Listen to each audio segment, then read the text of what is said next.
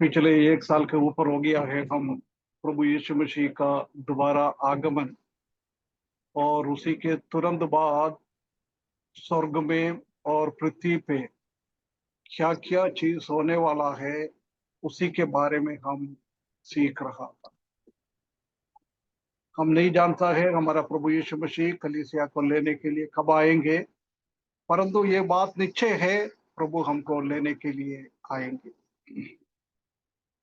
उसके लिए हमको इंतजार करना है। प्रभु यीशु मसीह का आगमन के दिन विश्वासी लोगों को, किसने प्रभु में विश्वास करके सो गया है, वो पुनरुत्थान होकर स्वर्ग की ओर बादलों में प्रभु यीशु मसीह को मिलने के लिए जाएंगे। और विश्वास में उसी टाइम जिंदा रहने वाला लोगों का रूपांतर होकर हम भी उनके पीछे पीछे प्रभु के पास चले जाएंगे। रेसरेक्शन एंड ट्रांसफॉर्मेशन। ये रेसरेक्शन कब होता है, कैसे होता है, और रेसरेक्टेड बॉडी का, पुनरुत्थान शरीर का स्वभाव क्या है, ये सब हमने पिछले कई टाइम से सीख कर आ रहा है।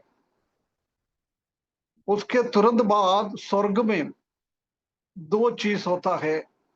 एक जजमेंट सीट ऑफ क्राइस्ट, प्रभु यीशु मसीह का न्याय के सिंहासन के सामने हर एक विश्वासी लोगों ने इस दुनिया में रहते हुए उद्धार के बाद और हमारा मृत्यु तक, नहीं तो प्रभु यीशु मसीह का आगमन तक हमने क्या किया है, हमारा बातों में, हमारा कामों के द्वारा, हमारा विचारों में, हमारा हृदय में हमने क्या भलाई और बुराई किया है, उसी का लेखा हर एक व्यक्ति से, एक एक व्यक्ति से प्रभु ले लेंगे।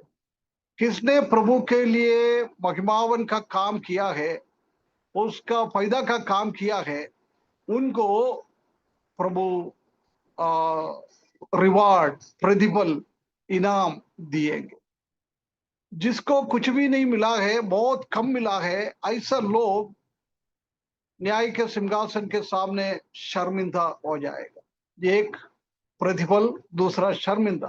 किसी को भी नरक में ले डालेगा नहीं है, क्योंकि जिसको नरक से बचा लिया है, प्रभु यीशु मसीह के मृत्यु के बलिदान में हम विश्वास करके हकीकत में उद्धार पाया है, परमेश्वर की जीवन की किताब में हमारा नाम लिखा हुआ है, वो लोग स्वर्ग में ही जाएगा और कहीं नहीं जाएगा। न्याय के सिंहासन के सामने से हमको किसी को भी नरक का दंड हमको नहीं मिलेगा। उसके तुरंत बाद हमने देखा था कि प्रभु यीशु मसीह का और कलीसिया के साथ एक मैरिज, एक विवाह हो रहा है। विवाह का फेस्टिवल, ये सब हो रहा है, ये सब हमने सीख लिया है। ये टाइम के लिए, ये दोनों चीज होने के लिए 7 साल लगे।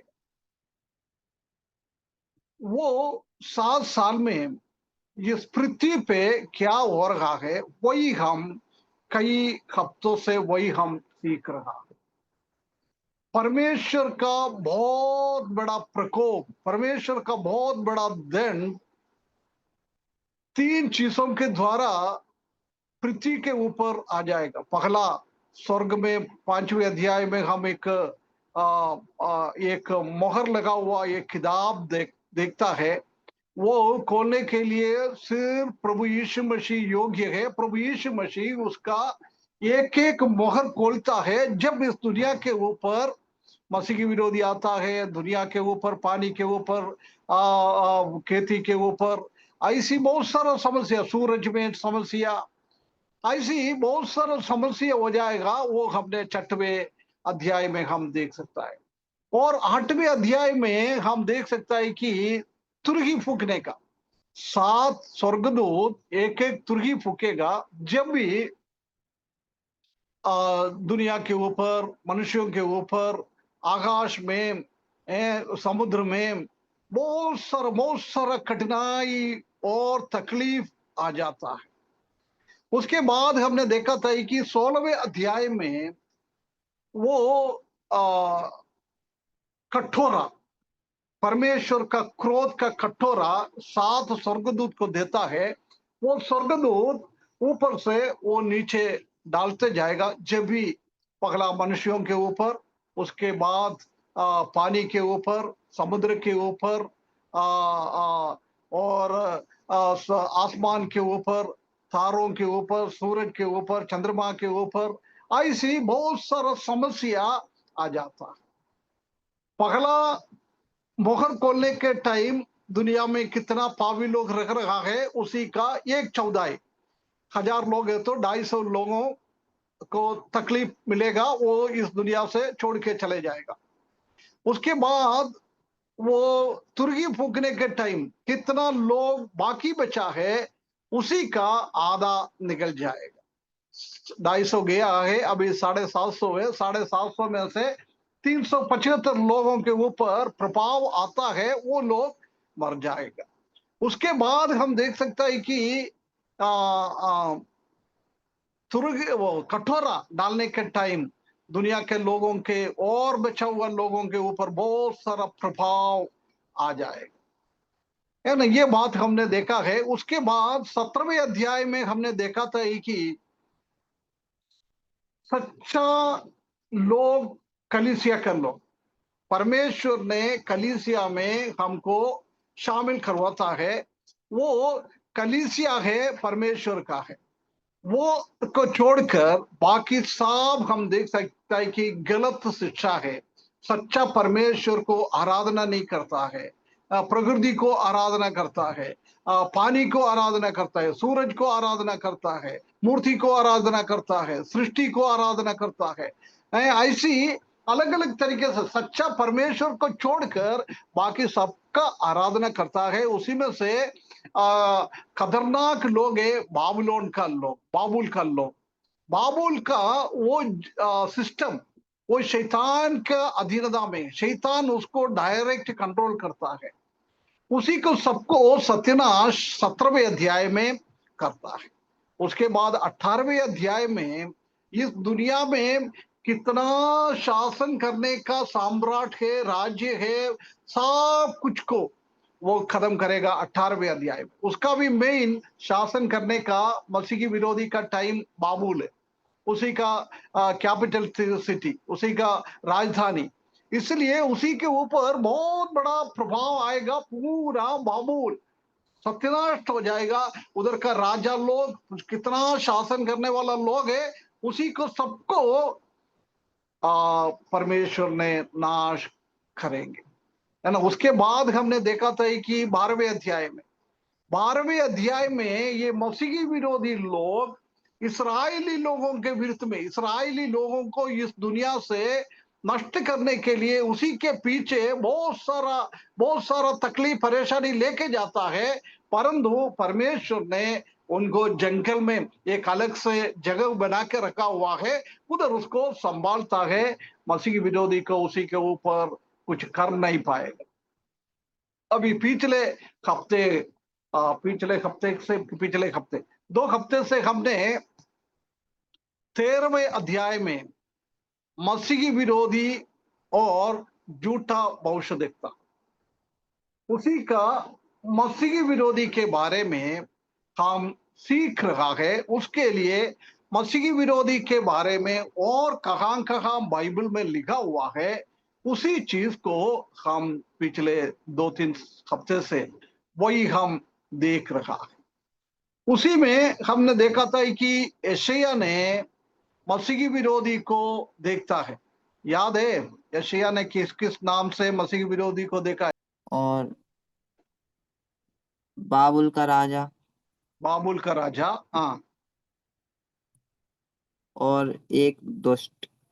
एक दुष्ट, है ना। इसी 3 नाम से यशायाह ने उसको देखा है। 10वें अध्याय में और 30 अध्याय में किंग ऑफ असीरियन, असुर का राजा। और 11वें अध्याय में उसको द विकेट, मतलब एक बहुत दुष्ट है, सबसे खतरनाक दुष्ट एक व्यक्ति।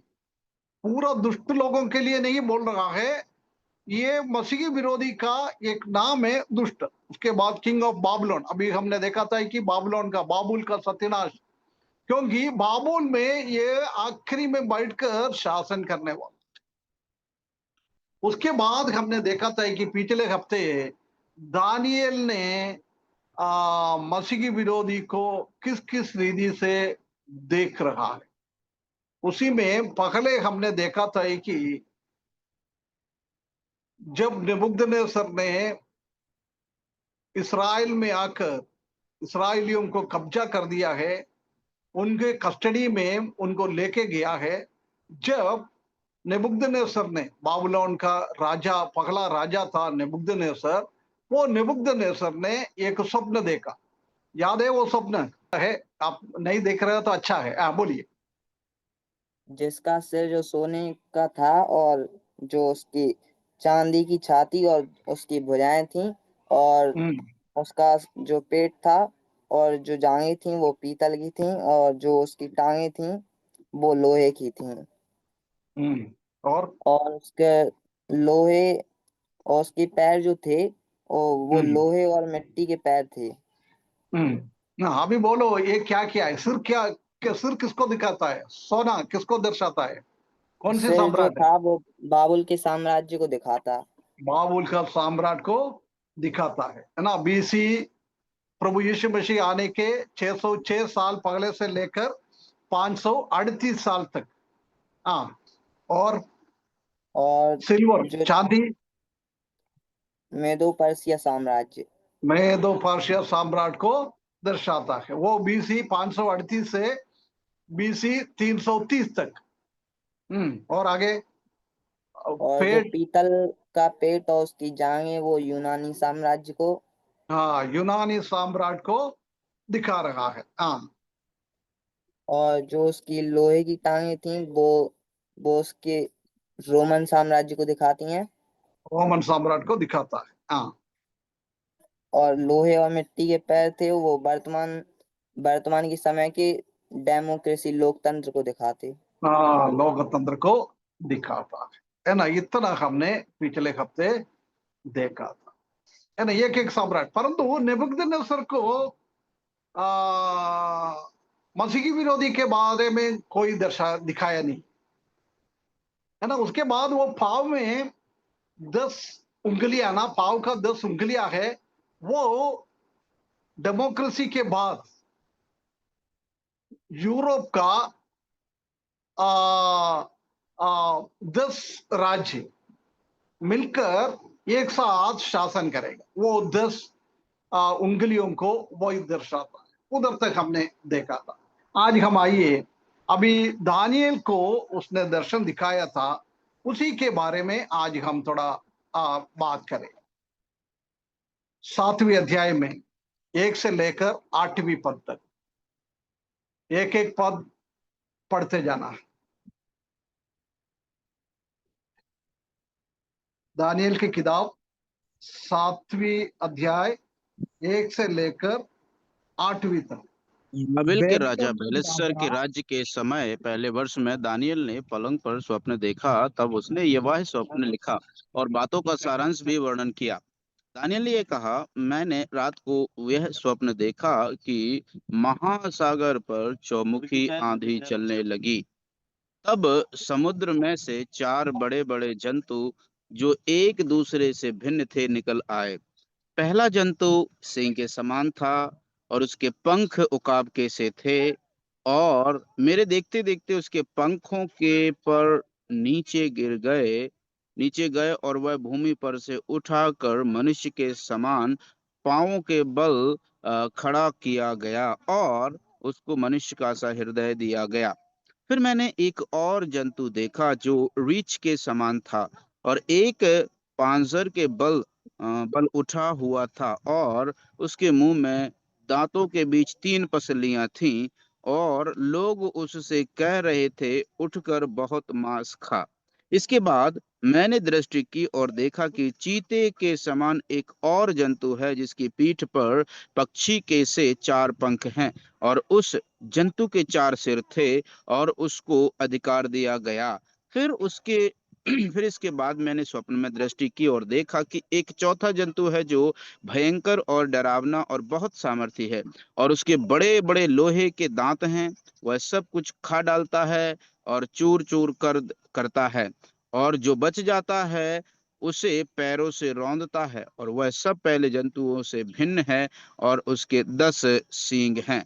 मैं उन सींगों को ध्यान से देख रहा था, तो क्या देखा कि उनके बीच एक और छोटा सा सींग निकला, और उसके बल से उन पहले सींगों में से 3 उखाड़े गए। फिर मैंने देखा कि इस सींग में मनुष्य की सी आंखें, बड़ा बोलने वाला मुंह भी है। है ना, इधर भी नेबुकदनेस्सर को कौन सी स्वप्न दिखा दिया है, वो सेम स्वप्न दानियल को भी दिखाया है। परंतु दानियल को 8वीं पद में हमने देखा है कि एक छोटा सिंह वो अलग से है, बाकी सब आसी चीज है ना। पहले उसको देखा है लायन, है ना, सिंह। वो लायन नेबुकदनेस्सर ने देखा सोना। ये सोना और लायन दोनों एक ही है। उसका मतलब कौन से सम्राट है ये?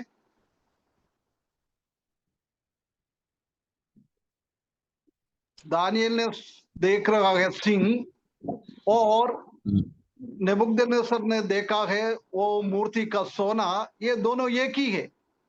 ये कौन सी सम्राट है? बेबीलोन। बाबिलोन का सम्राट। वो उसी के बारे में वो लिख रहा है, उखाव की जैसी पंखे, है ना, वही लिखा ना। जी अंकल, पहला उकाब के समान उसको जंतु पंख सिंह दिए थे। के समान था, और उसके पंख उखाव के से थे। उखाव हम जानता है कि सबसे ऊंचा उड़ने वाला पक्षी, बॉइंग स्पीड में चलने वाला एक पक्षी। ये नेबुकदनेस्सर के पहले ज्यादा इजिप्ट, मिस्र थोड़ा एक बड़ा राज्य था स्टार्टिंग में, परंतु उसके बाद कोई इतना बड़ा साम्राज्य नहीं आया है।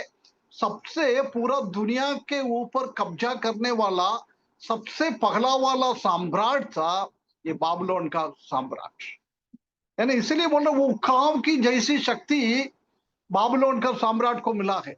वो ऐसी फैल गया है, उकाव क्या स्पीड में चलता है, ऐसी बाबिलोन का भी राज्य, नेबुकदनेस्सर का भी राज्य पूरा दुनिया में हाई स्पीड में फैल गया है।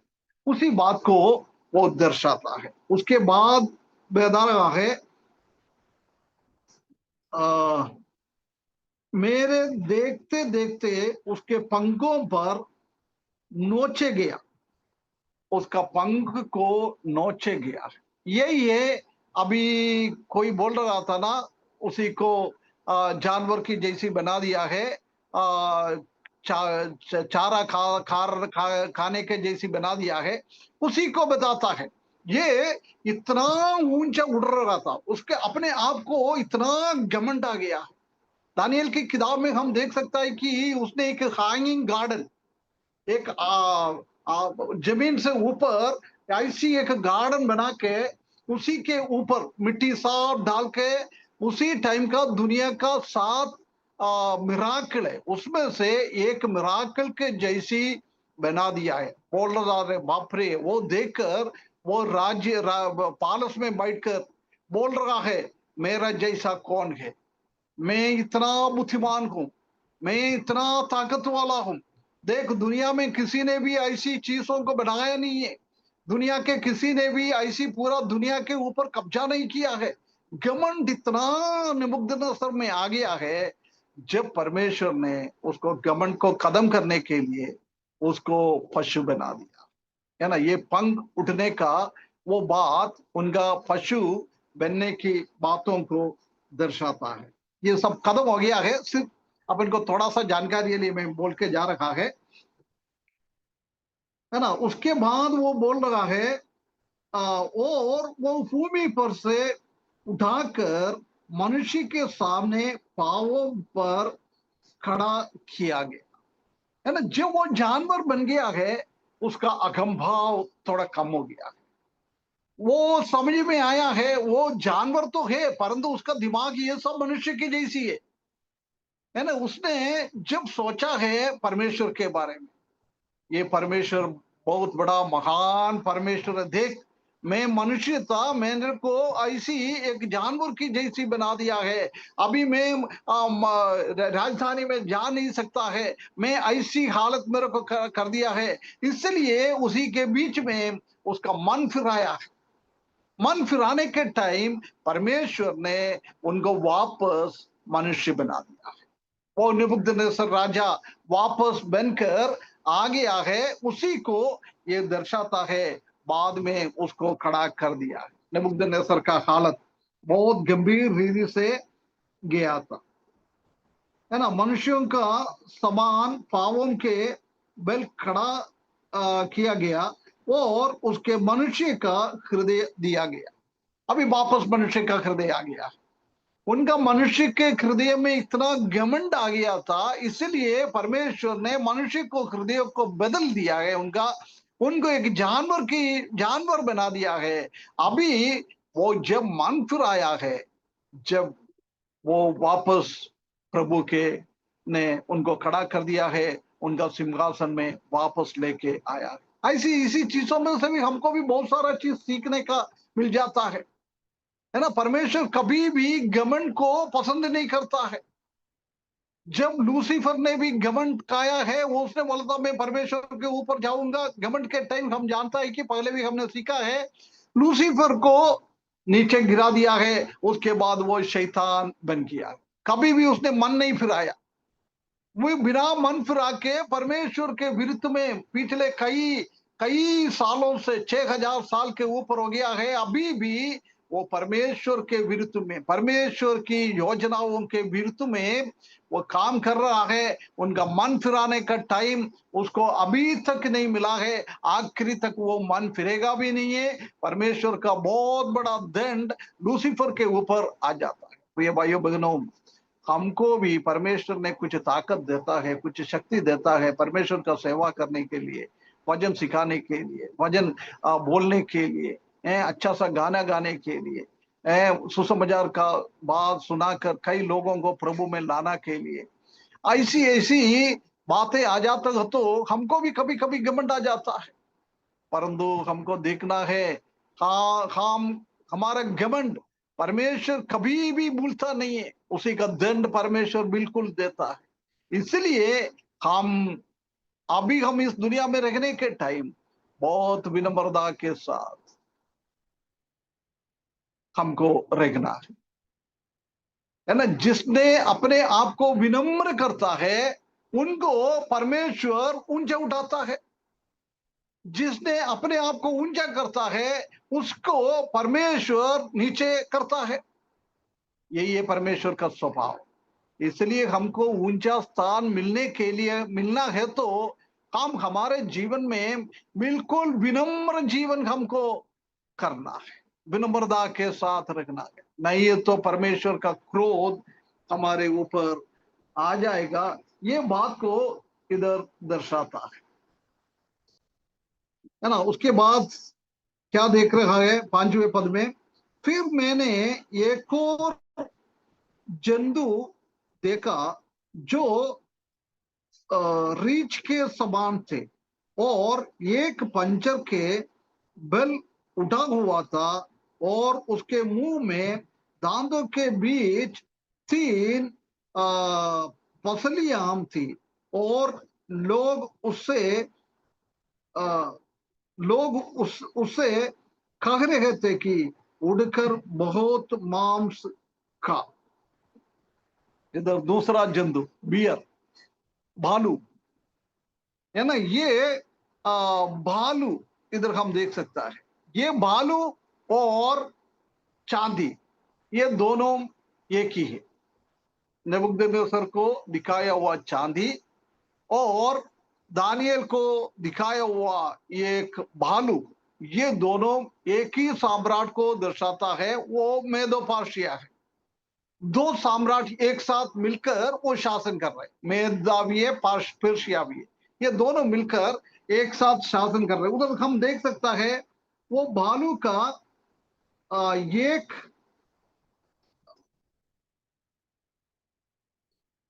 और एक पांजर के बेल उठा हुआ था, उसी का एक साइड थोड़ा उठा हुआ था। उसमें से हम देख सकते हैं कि मेदो पर्शिया है, मेदो पर्शिया में से एक सम्राट का पोजीशन पावर थोड़ा कम था, दूसरा का थोड़ा ऊंचा था। वो बातों को उधर दर्शाता है। उसके बाद बोल रहा है, और उसके मुंह से दांतों के बीच 3 पसलियां था। जब नेबुकदनेस्सर का स्वप्न भी देखा था, जब भी हमने इसी बात को हमने देखा था कि आ, आ,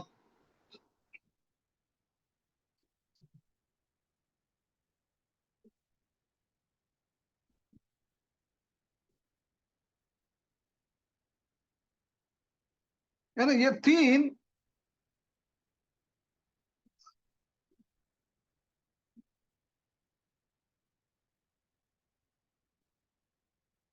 तीन रिप्स, ये क्या लिखा है? पंचली, पसली अंकल, पसली। पसली है ना, 3 पसली।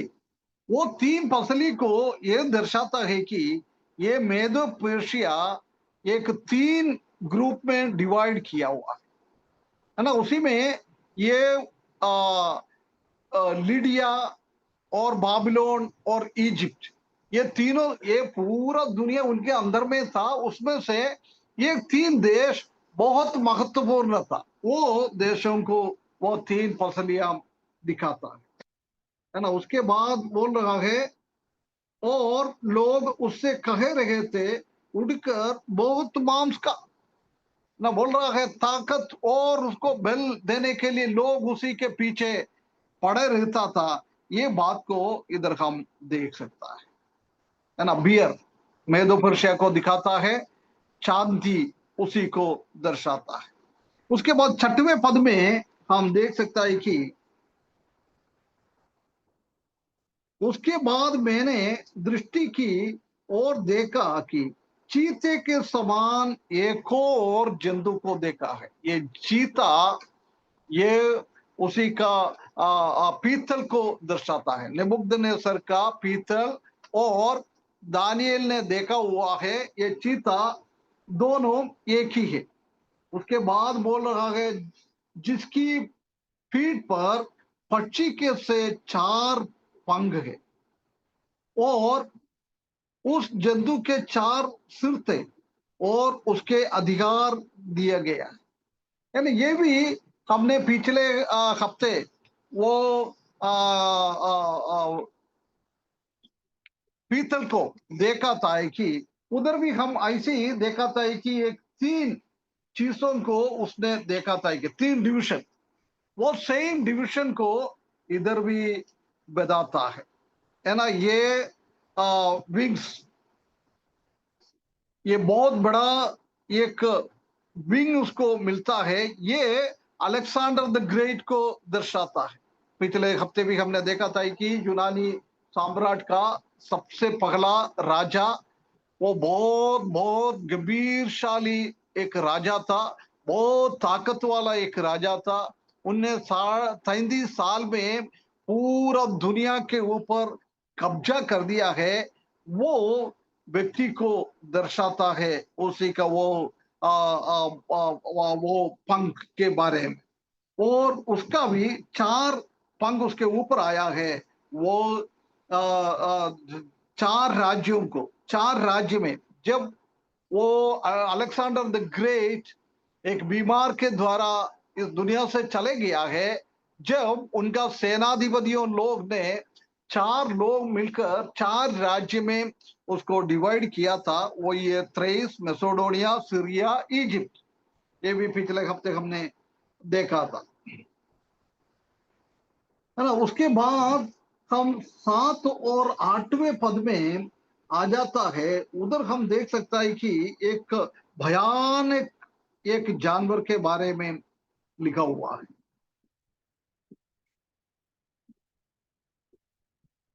फिर उसके बाद मैंने स्वप्न में दृष्टि की और देखा कि एक 14 जंतु है जो भयंकर और डरावना और बहुत सामर्थ्य है, और उसके बड़े बड़े लोहे के दांत है। वो सब कुछ काट डालता है और चूर चूर करता है, और जो बच जाता है उसे पैरों से रोते हैं, पर सब पहले जंतुओं से भिन्न है और उसका 10 सींग है। ये लोहे को दर्शाता है, एक खतरनाक जानवर है, सब कुछ नष्ट करने वाला, सबको पकड़ के मारने के लिए, राज्यों के ऊपर कब्जा करने वाला है, सबको सत्यानाश करने के लिए कहीं भी युद्ध में जाता है, ये जीत के आ जाता है। वही बात को इधर दर्शाता है रोमियो की शासन। हम जानता है कि दुनिया में सबसे ज्यादा शासन करने वाला, लंबा टाइम तक शासन किया हुआ लोग थे रोमियो। आज भी रोमियो का प्रभाव हम देख सकता है। आज भी डेमोक्रेसी में तो आ गया है, उसके बावजूद भी आज का रूल्स रेगुलेशन ये सब हम देख सकता है कि रोमियो सम्राट का क्या क्या रूल्स रेगुलेशन है उसी से ये मिला हुआ है। उसी बात को इधर दर्शाता। अभी हम आए, हम और क्या बोल रहा है, जब उसने उसी का 10 सींग देखा है, मैं उन सींगों को, और उसके 10 सींग थे, वो 10 सींग और वो स्टैच्यू का, वो मूर्ति का पाव का 10 उंगलियां, ये दोनों एक ही है। आखिरी टाइम में, अभी तक आया नहीं है, आखिरी टाइम में डेमोक्रेसी के बाद राजनीति के क्या क्या डेमोक्रेसी को क्या बोलता है? लोकतंत्र। लोकतंत्र है ना, लोकतंत्र शासन अभी चल रहा है। उसी के तुरंत बाद यूरोप में एक 10 राज्य मिलकर पूरा दुनिया के ऊपर शासन करेंगे, है ना। वो 10 सिंह उसी को दर्शाता है। अभी हम जानता है कि हमारा एशिया में अलग अलग देश में जाने के लिए हमको पासपोर्ट चाहिए, विसा चाहिए, यही चाहिए है। कभी हमारा इंडिया से पाकिस्तान में कुछ माल भेजना है तो उसके लिए लाइसेंस चाहिए, पाकिस्तान से कुछ माल हमको खरीदना है तो उसके लिए अलग से लाइसेंस चाहिए। सब कुछ बिना ऐसी चीजों से हम खरीद नहीं सकता है, हम भेज भी नहीं सकता है। अलग अलग रीति है, अलग अलग है। परंतु अभी हम देख सकता है कि यूरोप में एक जैसी आ रहा है। हमारा हमारा एशिया का अलग अलग राज्य का करेंसी, हमारा रुपया है, दूसरे का और कुछ है, अलग अलग है। परंतु यूरोप में हम आजकल देख सकता है कि यूरोप का हर एक राज्य का करेंसी भी एक हो रहा है। उधर एक राज्य से दूसरा एक राज्य में कुछ माल कुछ बेचना है, खरीदना है, उधर का कोई लाइसेंस का जरूरत नहीं है, कोई परमिशन का जरूरत नहीं है, इधर उधर से बेच भी सकता है। ये 10 सिंह का आविष्कार जल्दी ही होने वाला है। यूरोप का हिस्ट्री हम देखेंगे तो, जो यूरोप का अभी का व्यवस्था हम देखेंगे तो हम देख सकता है कि ये दानिएल ने देखा हुआ वो रोमन साम्राज्य के सिर पे वो 10 सिंह है। वो 10 सिंह यूरोप में आने वाला 10 राज्यों का फेडरेशन एक साथ मिलकर पूरा दुनिया में शासन कर। उसके बाद बोल रहा है, मैं उन सिंहों को ध्यान से देखा रहा था, तो क्या देखा कि उसके बीच एक और छोटा सा सिंह निकला है, ये लिटिल हॉर्न, छोटा सा एक सिंह। वो छोटा का सिंह का क्या क्या स्वभाव है? उनके बीच में एक और छोटा सा सिंह निकला है, और उसके बल से उन पहले सिंहों से 3 उगाड़ गए। फिर मैं देखा कि उन सिंहों से मनुष्य की सी आंखें और बड़ा बोलने वाला मुंह भी दिया, बहुत बड़ा ताकत वाला, किसी को भी बेवकूफ बना के अपना वंश में लेके आने के लिए उसका बोलने का तरीका अलग था। ये मसीह की विरोध, ये 10 साम्राज्य 10 राज्य एक साथ मिलकर आने वाला दिनों में शासन करेंगे। बाकी सब खत्म हो गया है, सिंह भी खत्म हो गया है, भालू भी खत्म हो गया है, चीता भी खत्म हो गया है। वो भयानक आ, आ, एक जंतु को देखा है, उसी का भी शासन खत्म हो गया है। अभी वो डेमोक्रेसी चल रहा है, लोहा और मिट्टी का। वो इसी के तुरंत बाद ये 10 सिंह आ जाएगा, यूरोप में 10 फेडरेशन आ जाएगा। उसी के बीच में से एक सिंह निकलेगा, वो सिंह है मसीह की विरोध, है ना। मसीह की विरोधी का नाम है वो सिंह। क्यों दानिएल को मसीह की विरोधी को दिखाया है, परंतु नेबुकदनेस्सर को ये मसीह की विरोधी को नहीं बताया? क्यों ऐसा किया है? तो वही मेरा सवाल था अंकल, जो आपने अभी बोला ना, फिर मैं वही सवाल पूछने वाला था। यही कंफ्यूजन मेरे मन में आया कि यहाँ पर तो ये छोटा सिंह जो है मसीह विरोधी को दर्शा रहा है, और लेकिन जो नबूकदनेस्सर को दिखाया हुआ दर्शन उसमें वो मसीह विरोधी को नहीं है, तो फिर इसके बीच का कॉम्प्लेक्स समझ में नहीं आया। है ना, वो इसलिए है। हम जानता है कि ये दुनिया का पूरा सम्राट, कितना शासन करने वाला लोग है। लोहे से लेकर नहीं, सोने से लेकर 10 उंगलियां तक, पाव का 10 उंगलियां तक, और सिंह से लेकर वो खतरनाक जंतु का 10 सिंह, ये तक परमेश्वर का लोग नहीं है। एक ये किसको दर्शाता है? दुनिया का लोग है। दुनिया का लोग शासन करता है, दुनिया का लोग शासन करता है, वो शैतान का एजेंट है ना। आज अभी पूरा दुनिया में शैतान का एजेंट के द्वारा, शैतान के ताकत के द्वारा पूरा दुनिया में शासन चल रहा है। वो नेबुकदनेस्सर उसी का सबसे पहला एजेंट, शैतान का सबसे पहला एजेंट था दुनिया में पूरा शासन करने के लिए। वो नेबुकदनेस्सर था, है ना। नेबुकदनेस्सर शैतान का एजेंट है, इसलिए शैतान ने वो चीज परमेश्वर ने शैतान को एजेंट को बताया नहीं, बाकी सब कुछ बता दिया है। क्योंकि परमेश्वर दुनिया के लोगों के लिए वो सीक्रेट के रूप में रखा हुआ है, रहस्यमय रूप में रखा हुआ है। इसलिए वो नेबुकदनेस्सर को नहीं देखा है। परंतु दानिएल परमेश्वर का बच्चा है, परमेश्वर को आराधना करने वाला है, इसलिए परमेश्वर ने नेबुकदनेस्सर को रहस्य में रखा हुआ चीज को दानिएल को दर्शाया, है ना। इसलिए हम जानता है कि हम परमेश्वर का संत लोग कितना धन्य लोग है, कितना धन्य लोग। दानिएल को सिर्फ आ, आ, ये आ, आ, मसीह की विरोधी तक का दर्शाया था, उसी के आगे के बारे में कोई भी कुछ भी नहीं दिखाया दानिएल को। परंतु आज हम देख सकता है कि हम नया नियम का विश्वासी लोग है, हमको उसी के बाद भी होने वाला हर एक चीजों को प्रकाशित वाक्य के द्वारा हमको दर्शाया है।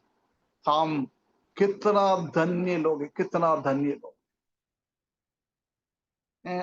समझ में आया? अभी एक और क्वेश्चन मैं पूछता हूं। नेबुकदनेस्सर को सोना चांदी ऐसी ऐसी चीजों से दर्शाया, उसने ऐसी देखा है। परंतु दानिएल भी उसी सेम चीज को देखा है, परंतु दानिएल ने जानवर के, एक जंतुओं की जैसी देखा है। ऐसा क्यों किया होगा परमेश्वर ने?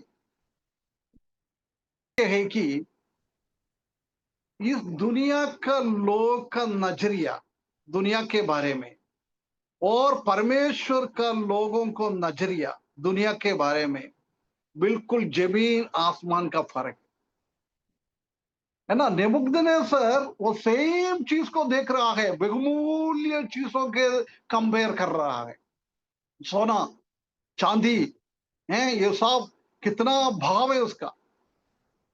वो बहुत बड़ा रीति से दुनिया को वो ऐसी बहुमूल्य रीति से देख रहा है। परंतु जिसने दुनिया का लोग दुनिया को कौन सी नजरिया से देख रहा है, कभी भी विश्वासी लोग दुनिया को उसी नजरिया से देखना नहीं चाहिए, है ना। वो बहुमूल्य चीज को दानियल को दर्शाता है, दानियल देख रहा है, कोई वैल्यू नहीं, कोई पसंद नहीं करता है। सिंह को कोई पसंद करता है? नहीं करता है।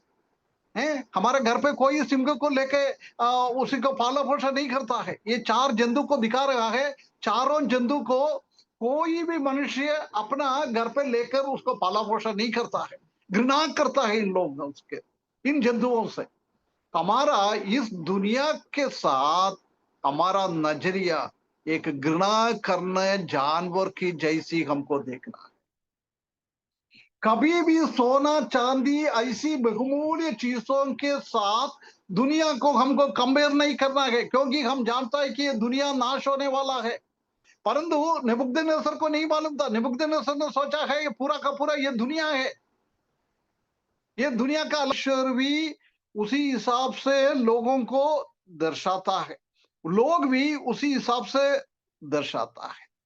हम जानता है कि हम दुनिया को महत्व नहीं देना है। परमेश्वर का बच्चा लोग कभी भी दुनिया से प्रेम नहीं करेगा, दुनिया को पसंद नहीं करेगा, दुनिया को महत्व नहीं देता है। हमको मालूम है दुनिया हमेशा हमेशा के लिए नाश की ओर जाना है।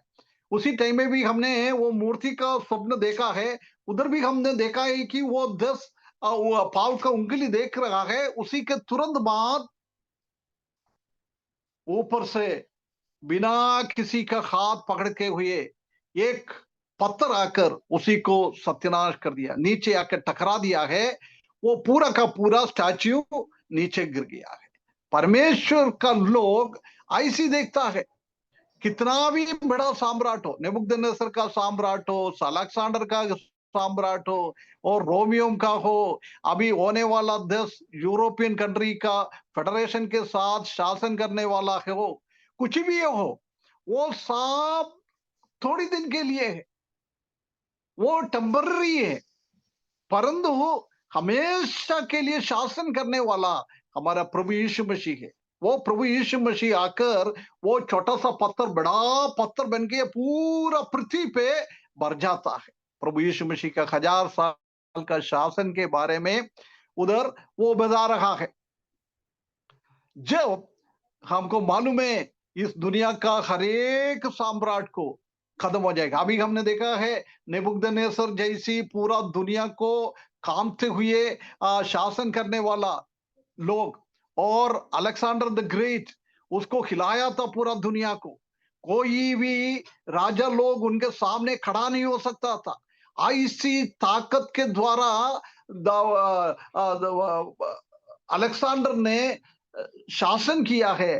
परंतु हमारा परमेश्वर ने उनका सबको शासन को खत्म कर दिया है।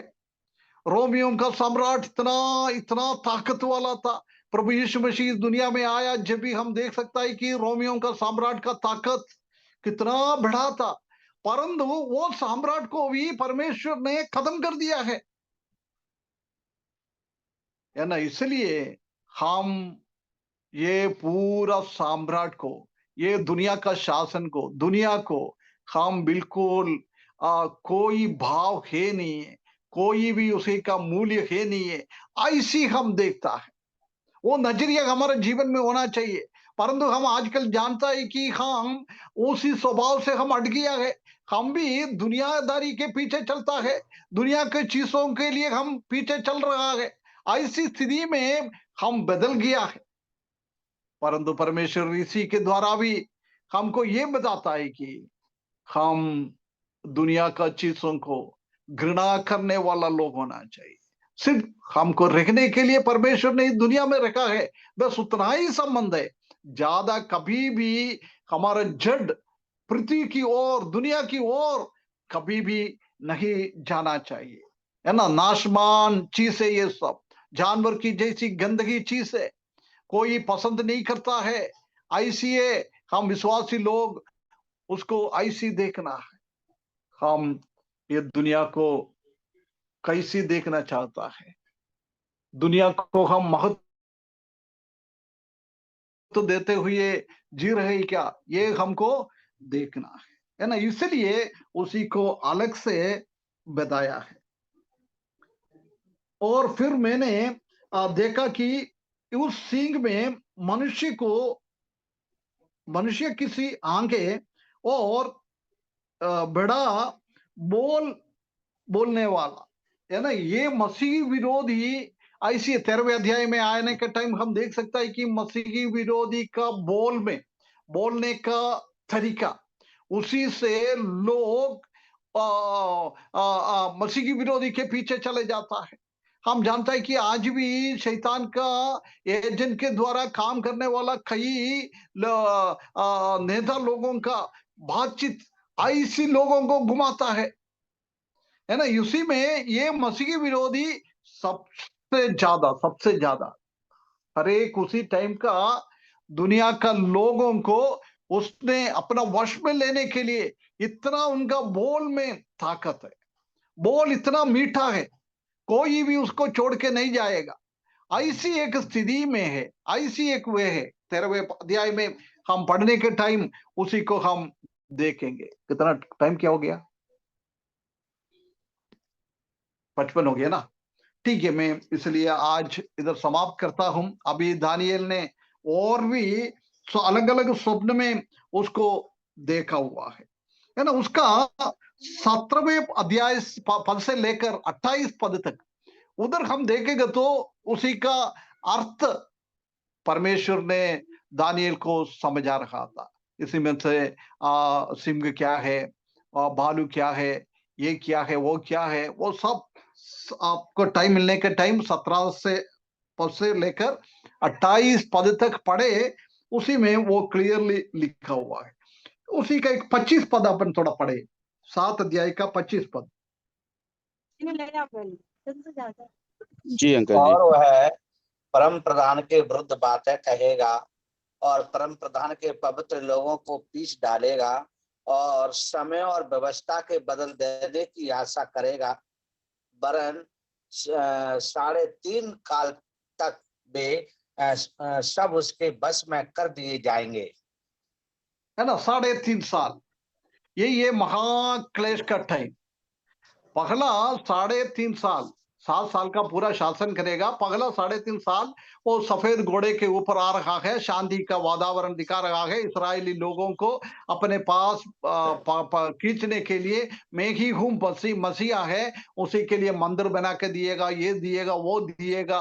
परंतु 3.5 साल के बाद वो मंदिर में आकर अति पवित्र स्थान में कहां परमेश्वर का शकेना रहता है, उधर ये मसीही विरोधी जाके बैठकर बोल रहा है, अभी नहीं, तुम्हारा परमेश्वर को आराधना नहीं करना है, मेरा आराधना करना है। जब इस्राएली लोगों को समझ में आता है हमने बहुत गड़बड़ी किया है, ये मसीहा नहीं है, मसीहा कभी भी ऐसा कर नहीं सकता है, ये मसीहा का वेश में आकर ऐसी काम किया है ना। प्रभु यीशु मसीह इस दुनिया में ही था जब भी हम देख सकता है कि प्रभु यीशु मसीह ने कभी भी मुझे आराधना करने के लिए नहीं बोला है, मेरा पिताजी को आराधना करने के लिए बोला हुआ है नहीं। परंतु इधर उसी का उल्टा हो रहा है।